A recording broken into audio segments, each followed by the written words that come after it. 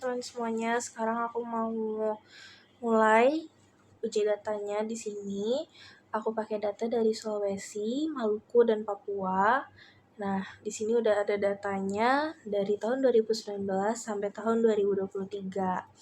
Nah, setelah datanya sudah kita taruh ke dalam Excel, sekarang kita masukkan data ke dalam maksudnya kita blok dulu datanya semuanya.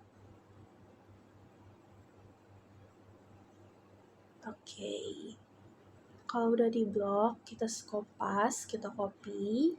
Setelah itu kita paste ke aplikasi SPSS-nya. Sekarang kita mau masuk ke uji yang pertama, yaitu uji validitas. Oke, uji validitas ini kita klik Analyze. Habis itu kita klik Correlate. Di situ ada Bivariate. Nah, terus kita masukkan nih variabel 1, 2, dan 3-nya. Jangan lupa untuk bagian Pearson, two-tiled, and flex significant correlation-nya dicentang semuanya. Kalau sudah, dipencet OK. Nah, di sini kita bisa lihat hasilnya teman-teman. Kalau di variabel 1 itu, kita bisa lihat dari Pearson correlation-nya. Di variabel 1 itu 0,449, di variabel 2 itu 0,294. Nah, teman-teman bisa lihat dari sini kalau dia itu lebih besar dari 0,05. Nah, kalau dia lebih besar dari 0,05, maka data tersebut kita nyatakan valid. Selanjutnya, sekarang kita mau uji reliabilitas.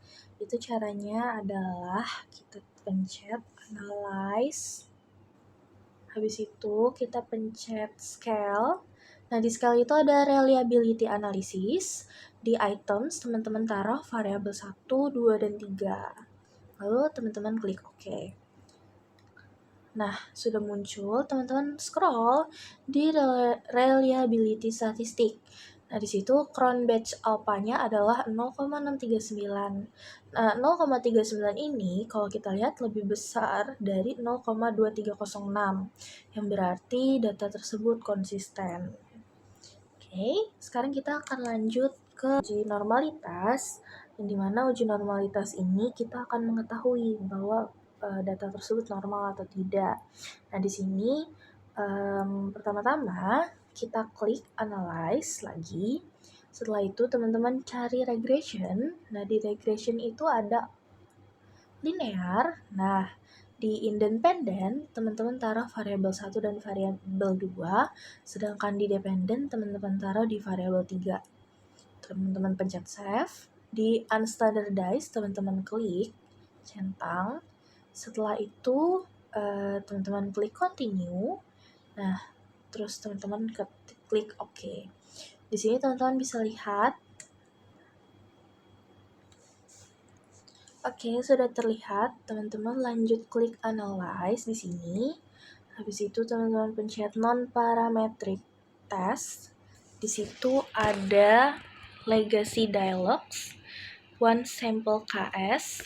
Nah, di situ teman-teman taruh variabel unstandardized residualnya di test variable list. Terus teman-teman pencet OK. Nah, oke teman-teman bisa lihat di one sample Kolmogorov-Smirnov testnya itu test distribution is normal, calculate from data.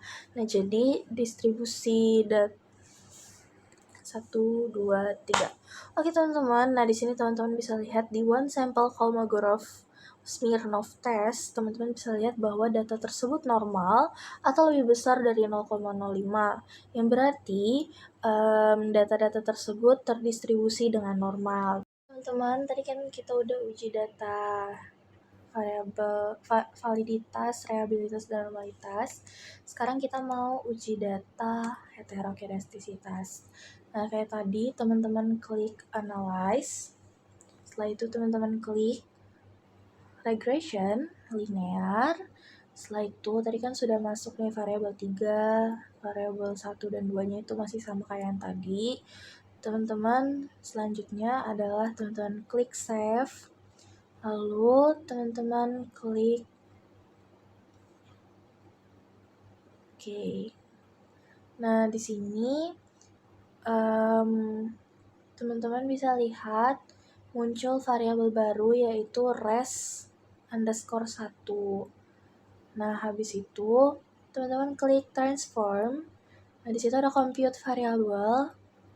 Oke, di target variabelnya teman-teman ketik ABS terus underscore terus res. Nah, di numeric expression-nya teman-teman klik ABS juga dalam kurung, lalu res dan underscore 1 tutup kurung. Nah, sekarang teman-teman pencet lagi analyze. Di situ ada regression. Teman-teman klik linear. Nah, di situ teman-teman ABS di dependennya teman-teman ganti jadi ABS res. Oke. Nah, setelah itu teman-teman klik save dan teman-teman unstandardized-nya dipastikan lagi, lalu teman-teman klik continue. Nah, di sini teman-teman klik OK, lalu terlihatlah hasil-hasilnya. Di situ teman-teman bisa lihat di coefficients, kita bisa lihat bahwa signifikannya itu sebesar 0,528, yang berarti data tersebut lebih besar dari 0,05, yang berarti data tersebut dinyatakan.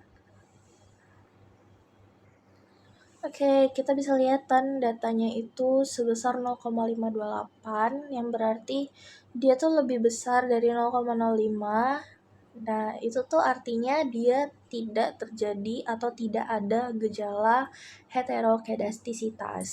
Teman-teman, sekarang kita masuk ke uji selanjutnya, yaitu uji regresi linear.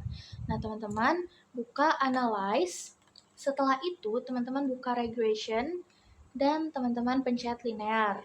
Di situ ada dependent dan independent. Di bagian dependennya teman-teman taruh variabel Y. Dan di variabel independennya teman-teman taruh variabel X. Oke, kalau sudah, teman-teman masukkan lagi nih. Di bagian teman-teman klik plots. Di kanan 2 dari atas. Oke, kalau sudah selesai, akan ada hasilnya, yaitu ini dia. Nah, hasil-hasil ini itu untuk uji T. Nah, jadi kita masuk ke uji T nih teman-teman. Uji T ini kita lihat dari coefficients di bagian T-nya. Nah, di situ variabel pertama atau X1 dia 3182.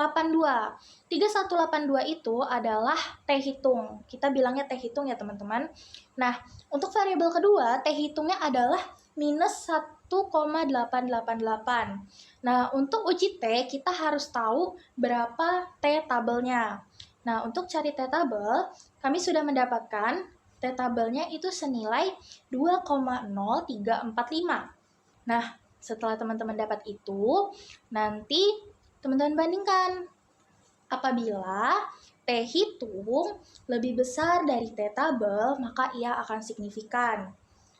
Tapi sebaliknya, kalau dia minus T hitung lebih besar dari minus T tabel, maka dia tidak signifikan. Sekarang kita kembali ke tabel teman-teman. Di situ terlihatlah untuk T hitung pertama atau variabel pertama itu 3,182. Yang jelas-jelas dia lebih besar dari T tabel senilai 2,0345. Berarti T1 itu nilainya adalah signifikan. Teman, selain tabel T yang di coefficient, di sebelahnya kan ada tabel sig itu kan. Nah, itu juga teman-teman bisa lihat untuk menguji signifikan. Nah, Kalau misalkan tabelnya lebih besar, nilainya lebih besar dari 0,05, maka ia tidak signifikan. Dan jika nilainya lebih kecil dari 0,05, maka dia signifikan. Kita bisa lihat bahwa di sini itu di variabel pertama 0,03 itu dia lebih kecil dari 0,05, yang berarti dia signifikan terhadap variabel Y. Sedangkan yang variabel 2 itu dia nilainya 0,066, yang otomatis dia lebih besar dari 0,05, tandanya dia tidak signifikan. Oke, selanjutnya adalah uji F. Nah, uji F ini sama seperti uji T tadi, tapi kita melihat dari ANOVA. Di ANOVA itu teman-teman bisa lihat kalau nilainya adalah F hitungnya adalah 7,526.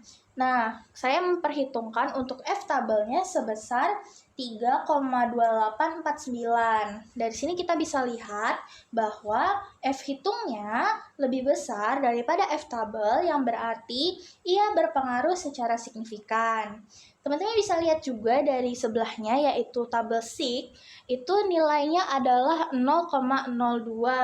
0,02 itu lebih kecil dari 0,05, sama seperti yang tadi, maka itu juga membuktikan bahwa nilai F itu signifikan. Teman-teman, sekarang kita masuk ke uji yang terakhir, yaitu uji koefisien determinasi. Kita mencari tahu berapa persen variabel X dan X ini mempengaruhi Y.